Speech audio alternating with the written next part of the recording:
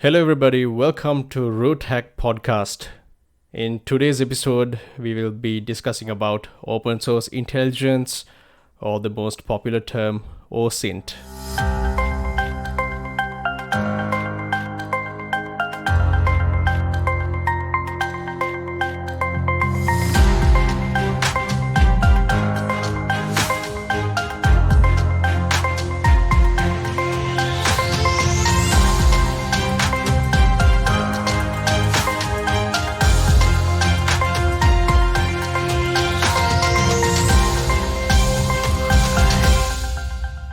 Please make sure to show some love by subscribing to my podcast, available on all leading platforms. And please do go to YouTube, hit the subscribe button on the YouTube channel as well. The link to that is youtube.com/@root_hack. All right. So today's topic is quite interesting, and I personally find it fascinating as well to myself. And I'm so thrilled and excited to share it with you.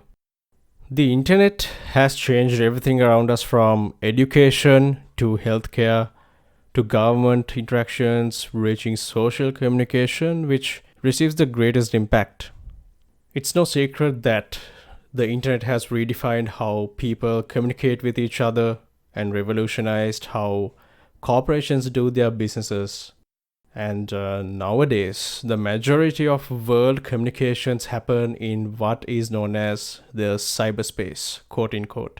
According to certain predictions, they say that by 2030, which is 8 years from now, 90% of the human population aged 6 years and older will be online.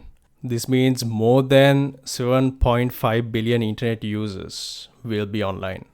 So people in general, just like you and me, use the internet to purchase goods and services, for their entertainment, to watch YouTube, to listen to music on Spotify, Apple Music, connect with other people through social media, through social networks, and also share information and files, in addition to using social networking websites to communicate with friends and family members without any geographical barriers. As the world continues to digitalize, digital societies will produce huge amount of digital data generated from people and business interactions in the cyberspace. Exploiting this information in the right direction will open numerous opportunities for public and business organizations to increase profits and also to operate more efficiently in the new information age. Okay, what is OSINT? What does open source intelligence means? In very simple terms, OSINT, or open source intelligence, refers to all the information that can be found publicly, which means it's open for public consumption. This includes both online and offline resources. Mostly these days, you can find a lot of information on the internet.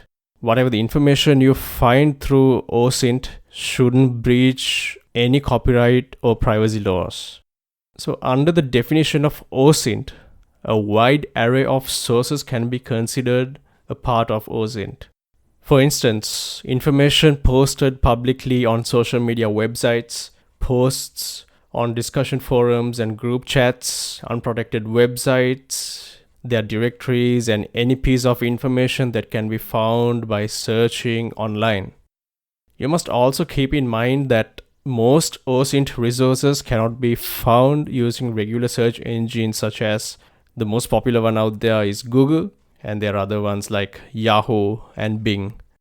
Because many resources are buried deep in the deep and the dark net, and such resources constitute more than 96% of the web content. The United States Department of Defense, DoD, defines OSINT as an intelligence that is produced from publicly available information and is collected, exploited, and disseminated in a timely manner to an appropriate audience for the purpose of addressing a specific intelligence requirement. I believe that statements truly define what OSINT means.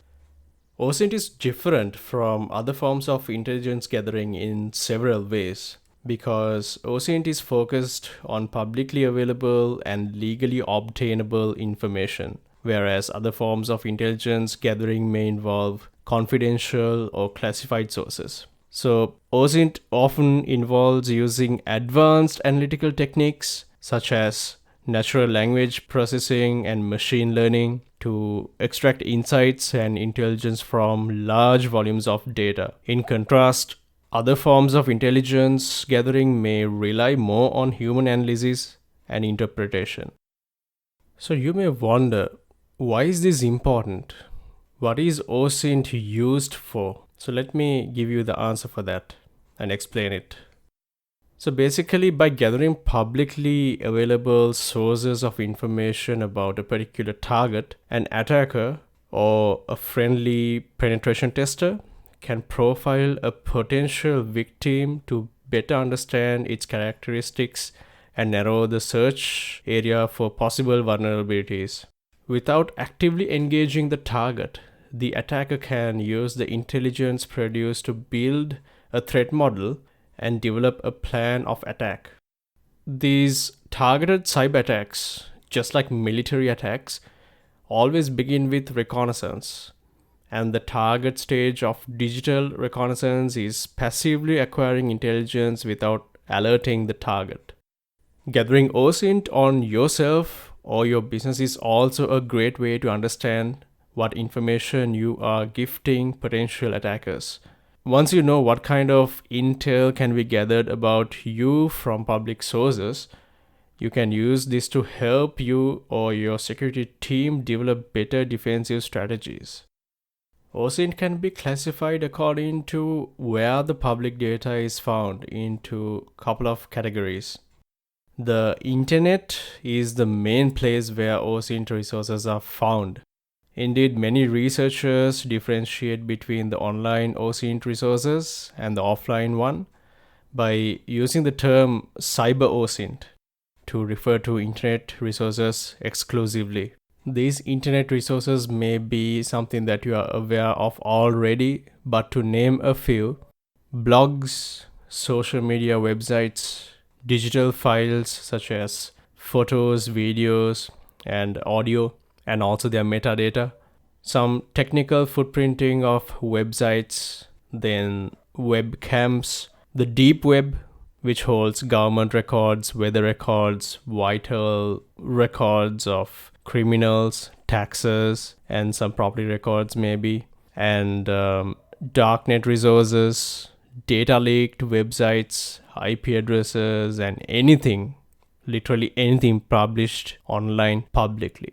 Then there are traditional media channels such as the TV, the radio, newspapers, and magazines. Also, academic publications like dissertations, research papers, specialized journals and books, corporate papers such as company profiles, conference proceedings, annual reports, company news, employee profiles, and resumes. Finally, anybody can use geospatial information like online maps, commercial satellite images, or geolocation information associated with social media posts. Sometimes it's transport tracking like air, maritime, vehicles, and railway. Okay, so who needs open source intelligence? Actually, to tell you the truth, there are different actors interested in OSINT, gathering the information with varying motivation for each one. So the first group of people I want to discuss here are the law firms and private investigators. OSINT is used extensively by law firms to optimize their litigation by discovering information found on social media sites and other online places to uncover biases and acquire important information about the individuals or specific organizations in question. The information acquired from public sources can be beneficial in cases such as discrimination and sexual harassment lawsuits, wrongful termination, disability and hostile work environment claims, intellectual property violation cases, etc. OSINT techniques can help law enforcement officials to improve their intelligence gathering activities to protect citizens and businesses from cybercriminals.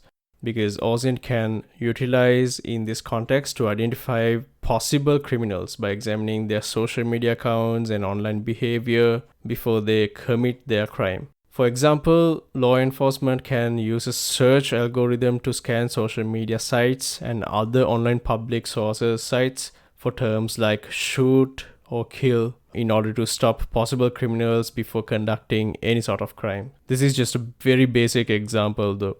Here's another one.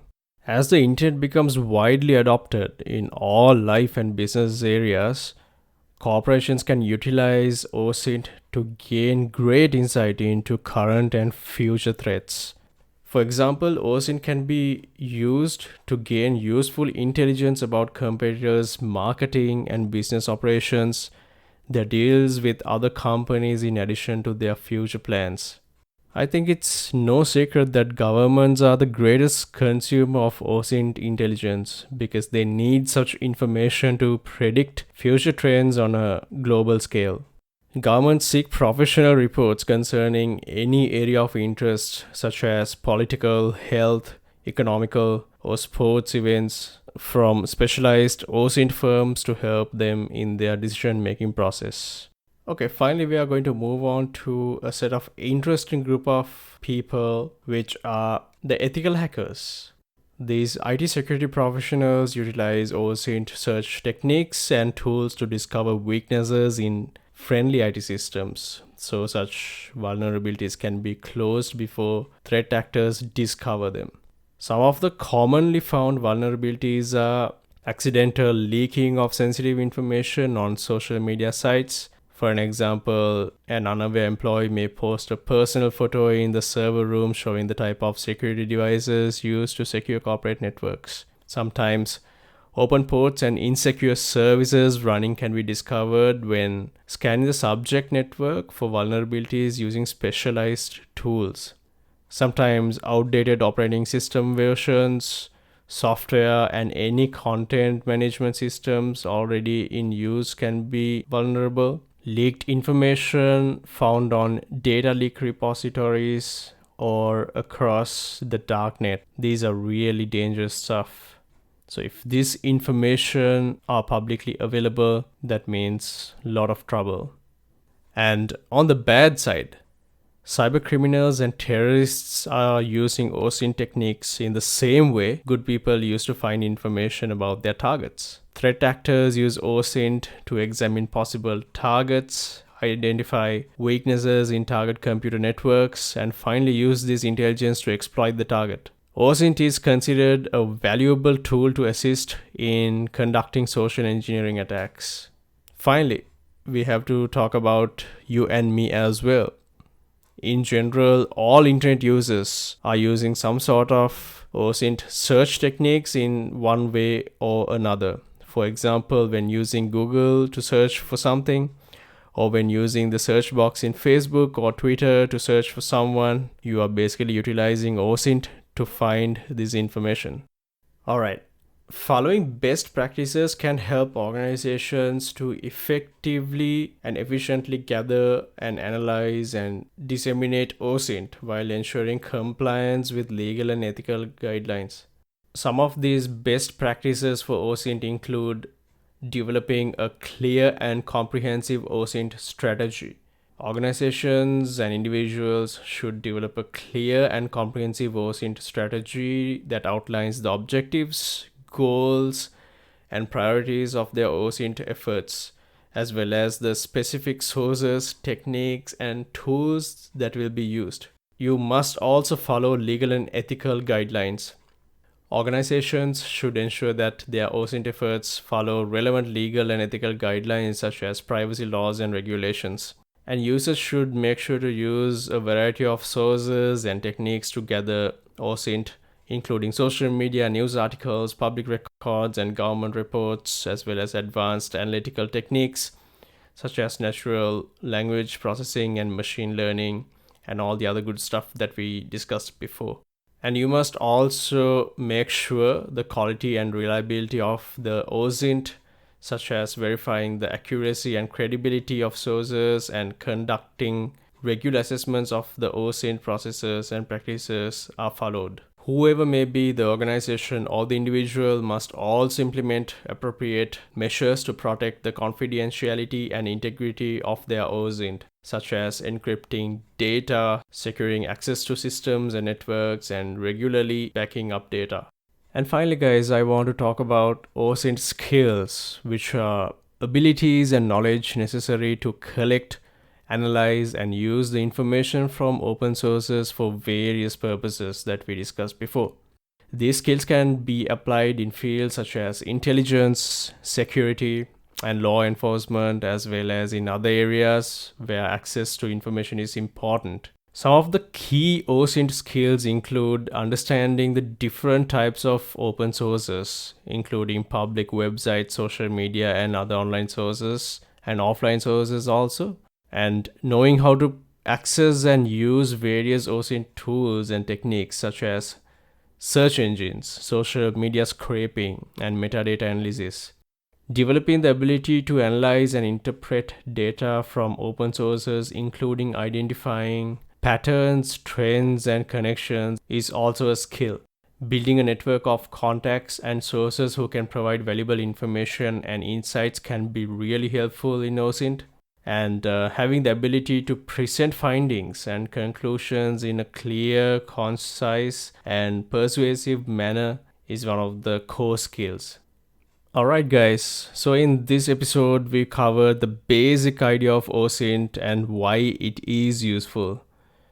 We looked at a couple of great places where you can discover many OSINT tools and resources to help you with virtually any kind of information gathering you need. We also given a taste of some of the tools and shown how they can be put to work easily. So I must say that understanding how to collect open source intelligence is a vital skill for anyone involved in cybersecurity. Whether you are defending an enterprise network or testing it for weaknesses, the more you understand its digital footprint, the better you can see it from an attacker's point of view. Armed with that knowledge, you can go on to develop better defensive strategies. And that's a promise. Thank you so much for tuning in, as always. I'll catch you guys in a future episode with an interesting topic just like this one. Until then, take care of yourself and take care of each other. Peace.